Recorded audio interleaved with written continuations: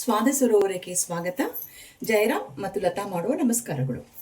ವೀಕ್ಷಕರೇ, ಇವತ್ತು ನಾನು ನಿಮಗೆ ಒಂದು ಗೊಜ್ಜು ಮಾಡಿ ತೋರಿಸ್ಬೇಕು ಅಂತ ಇದ್ದೀನಿ. ಅದೇನಿಲ್ಲ, ಬದನೆಕಾಯಿ ಅಂದರೆ ಹಸಿರು ಬದನೆಕಾಯಿ ಮತ್ತು ಕ್ಯಾಪ್ಸಿಕಮ್ ಗೊಜ್ಜು. ಅದಕ್ಕೆ ಒಂದು 4 ಫ್ರೆಶ್ ಆಗಿರೋ ಹಸಿರು ಬದನೆಕಾಯಿ ತೊಗೊಂಡಿದ್ದೀನಿ, ಎರಡು ಕ್ಯಾಪ್ಸಿಕಮ್ ತೊಗೊಂಡಿದ್ದೀನಿ. ಅದರಲ್ಲಿ ಗೊಜ್ಜು ಹೇಗೆ ಮಾಡೋದು ಅಂತ ನೋಡೋಣ.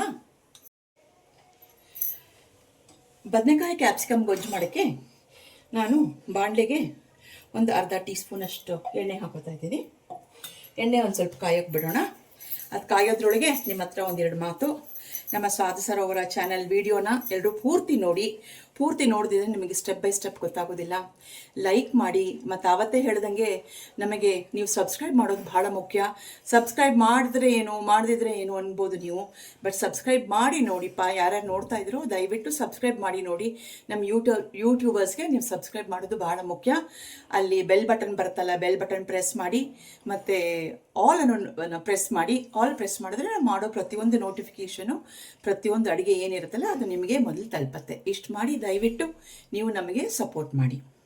ಈಗ ಎಣ್ಣೆ ಕಾದಿದೆ. ಎಣ್ಣೆಗೆ ನಾನು 2 ಟೇಬಲ್ ಸ್ಪೂನಷ್ಟು ಕಡಲೆಬೇಳೆ,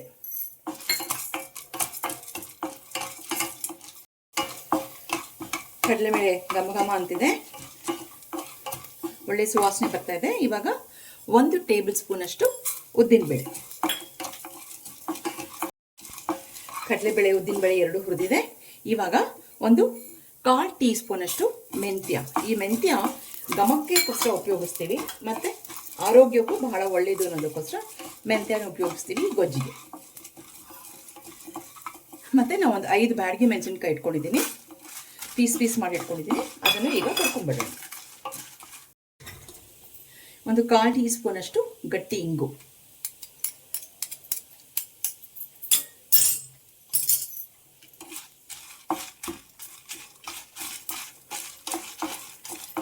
ಮತ್ತು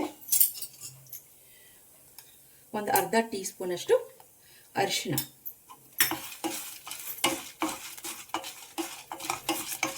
ಅರಿಶಿನ ಹಾಕಿದ್ಮೇಲೆ ಕರಿಬೇವು, ಒಂದು 3 ಎಸಳು ಕರಿಬೇವು ತೊಗೊಂಡಿದ್ದೀನಿ. ಕರಿಬೇವು ಹಾಕ್ತೀನಿ. ಎಲ್ಲದನ್ನು ಸಣ್ಣ ಉರಿನಲ್ಲೇ ಹುರ್ಕೊಳ್ಳಿ, ಆವಾಗಲೇ ಚೆನ್ನಾಗಿ ಹುರಿಯೋದು. ಈಗ ಒಂದು 1/4 ಗಿಟ್ಟಕಷ್ಟು ಕೊಬ್ಬರಿ ಇಟ್ಕೊಂಡಿದ್ದೀನಿ, ಕೊಬ್ಬರಿ ಹಾಕ್ತಾ ಇದ್ದೀನಿ. ತೆಂಗಿನಕಾಯಿ ಬೇಕಾದರೆ ಹಾಕ್ಬೋದು, ಬಟ್ ತೆಂಗಿನಕಾಯಿ ಹಾಕಿದ್ರೆ ನೀವು ಪುಡಿ ಜಾಸ್ತಿ ಮಾಡಿದ್ರೆ ಸ್ಟೋರ್ ಮಾಡೋಕ್ಕಾಗಲ್ಲ. ಹಾಗಾಗಿ ನಾನು ಕೊಬ್ಬರಿ ಹಾಕ್ತಾ ಇದ್ದೀನಿ. ಈ ಕೊಬ್ಬರಿನೂ ಚೆನ್ನಾಗಿ ಹುರಿದಾದ್ಮೇಲೆ ಈ ಮಿಶ್ರಣ ಒಂದು ಸ್ವಲ್ಪ ಆರಬೇಕು. ಆರಿದ್ಮೇಲೆ ಇದನ್ನು ಒಂದು ಸ್ವಲ್ಪ ತುಂಬ ನುಣ್ಣಗೂ ಅಲ್ಲ ಅಥವಾ ತುಂಬ ತರಿಗೂ ಅಲ್ಲ, ಅದು ಮಧ್ಯದಲ್ಲಿ ಪುಡಿ ಮಾಡ್ಕೊಂಡು ಬರೋಣ. ಹುರಿದಿದ್ದ ಮಿಶ್ರಣ ಆರಕ್ಕಿಟ್ಟಿದ್ದೀನಿ. ಈ ಕಡೆ ನಾವು ಈ ಬದನೆಕಾಯಿ ಮತ್ತು ಕ್ಯಾಪ್ಸಿಕಮ್ಮು ಬಾಡಿಸ್ಕೊಳ್ಳೋಣ. ಅದಕ್ಕೆ ಮೊದಲು ನಾನು 1 ಟೀ ಸ್ಪೂನಷ್ಟು ಸಾಸಿವೆ, 1 ಟೀ ಸ್ಪೂನಷ್ಟು ಕಡಲೆಬೇಳೆ, 1 ಟೀ ಸ್ಪೂನಷ್ಟು ಉದ್ದಿನಬೇಳೆ, ಜೀರಿಗೆ ಘಮ ಇಷ್ಟಪಡೋರು ಜೀರಿಗೆ ಹಾಕ್ಬೋದು, ಇಲ್ಲಾಂದರೆ ಹಾಕೋದು ಬೇಕಾಗಿಲ್ಲ. ನಮಗೆ ಜೀರಿಗೆ ಪರಿಮಳ ಇಷ್ಟ ಅಂತ ಹೇಳಿ ನಾವು ಜೀರಿಗೆ ಹಾಕ್ತಾ ಇದ್ದೀನಿ. ಮತ್ತು ಒಂದು ಚಿಟಕಿ ಅರಿಶಿನ, ಒಂದು 4 ಎಸಳು ಕರಿಬೇವು.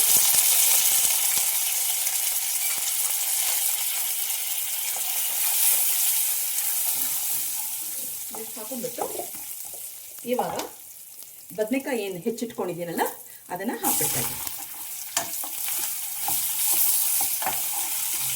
ಇದು ಹಾಕಿ ಒಂದು 2 ನಿಮಿಷ ಆದಮೇಲೆ ಆಮೇಲೆ ಕ್ಯಾಪ್ಸಿಕಮ್ ಹಾಕೋಣ. ಒಂದು 2 ನಿಮಿಷ ಆಗಿದೆ. ಇವಾಗ 2 ಕ್ಯಾಪ್ಸಿಕಮ್ನ ಇಟ್ಕೊಂಡಿದ್ನಲ್ಲ ಆ ಕ್ಯಾಪ್ಸಿಕಮ್ನು ಹಾಕ್ಬಿಡ್ತಾ ಇದ್ದೀನಿ.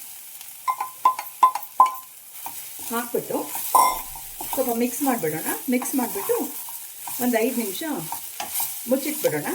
ಅದಕ್ಕೆ ಏನು ನೀರು ಹಾಕೋದು ಬೇಡ, ಈ ತರಕಾರಿಗಳಿರೋ ನೀರೊಳಗೆ ಬೇಯುತ್ತೆ. ಆಮೇಲೆ ನೀರು ಬೇಕು ಅಂದರೆ ನಾವು ಹುಣಸೆ ಹಣ್ಣೆ ನೀರು ಇಟ್ಕೊಂಡಿದ್ದೀವಿ, ಆ ನೀರನ್ನ ಹಾಕೋಣ. ಅರ್ಧ ಬೆಂದಿದೆ. ಇವಾಗ ಇದಕ್ಕೆ ಸ್ವಲ್ಪ ಹುಣಸೆ ಹಣ್ಣಿನ ನೀರು ಹಾಕೊಂಡ್ಬಿಡೋಣ. ಒಂದು ನಿಂಬೆಹಣ್ಣು ಗಾತ್ರ ಸೈಜು ಹುಣಸೆ ಹಣ್ಣು ತೊಗೊಂಡಿದ್ದೆ, ನಿಂಬೆಹಣ್ಣು ಗಾತ್ರ ಸೈಜು. ಅದನ್ನು ಕಿವುಚಿ ಲತ ತೆಗೆದಿಟ್ಕೊಂಡಿದ್ದೀನಿ. ಈಗ ಇದನ್ನು ಇಲ್ಲಿ ಬೇಯಕ್ಕೆ ಹಾಕ್ಬಿಡೋಣ. ಆ ಕಡೆ ಮಿಶ್ರಣ ಆರಿತಂದರೆ ಅದನ್ನು ಪುಡಿ ಮಾಡ್ಕೊಂಬಂದ್ಬಿಡೋಣ. ಹುರಿದ ಮಿಶ್ರಣ ಆರಿದೆ, ಮಿಕ್ಸರ್ ಜಾರಿಗೆ ಹಾಕೊಂಡಿದ್ದೀನಿ. ಇವಾಗ ಇದನ್ನು ಪುಡಿ ಮಾಡ್ಕೊಂಡು ಬರ್ತೀನಿ. ಕ್ಯಾಪ್ಸಿಕಮು ಬದನೆಕಾಯಿ ಎರಡು ಚೆನ್ನಾಗಿ ಬೆಂದಿದೆ. ಇವಾಗ ನಾನು ಇದಕ್ಕೆ ನಾನು ಸ್ವಲ್ಪ ನೀರು ಹಾಕೋತಾ ಇದ್ದೀನಿ.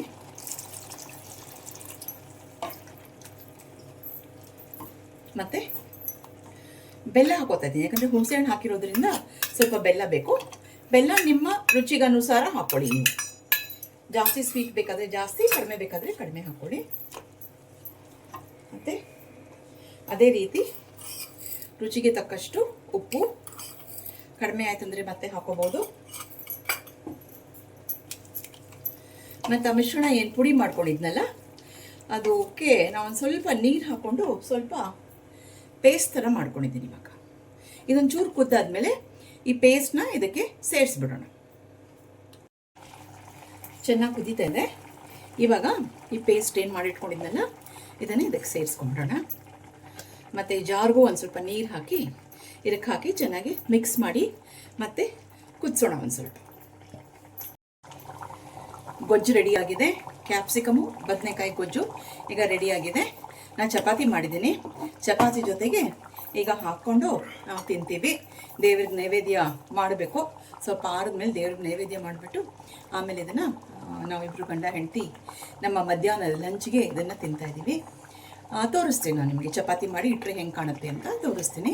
ನೋಡಿ ವೀಕ್ಷಕರೇ, ರೆಡಿಯಾಗಿದೆ ಬದನೆಕಾಯಿ ಕ್ಯಾಪ್ಸಿಕಮ್ ಗೊಜ್ಜು ಮತ್ತು ಚಪಾತಿ ರೆಡಿ ಆಗಿದೆ. ಎಷ್ಟು ಚೆನ್ನಾಗಿ ಬಂದಿದೆ. ಬದನೆಕಾಯಿ ಕ್ಯಾಪ್ಸಿಕಮ್ ಜಾಸ್ತಿ ಕಲರ್ ಬೇಕು ಅಂದ್ರೆ ಮತ್ತೆ ಚಪಾತಿ ಮೆಣಸಿನಕಾಯಿ ಗೊಜ್ಜು ಕಲರ್ ಬೇಕಂದ್ರೆ ಎಷ್ಟು ಚೆನ್ನಾಗಿ ಬಂದಿದೆ.